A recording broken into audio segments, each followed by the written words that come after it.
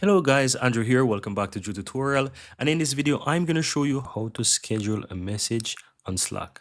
So once you're inside Slack, guys, if you want to go ahead and type something and you want to schedule it, it is super easy to do. So I'm going to just simple type, hello, please remember this. Yeah, let's say I want to schedule this message. Hello, please remember this message. All I have to do is go towards the lower right hand side before I hit send, and you will see a drop down. Once you hover over that as well, it will say schedule for later. Click on that, and here you can set it. So here it has two, let's say default time, but you can custom it. So if I want to click on custom, click on that and I can schedule that for, let's say, tomorrow or later. So let's say I want that to be tomorrow at 9 a.m. or at 7 a.m. or whatever it's going to be. Let's choose 8 a.m.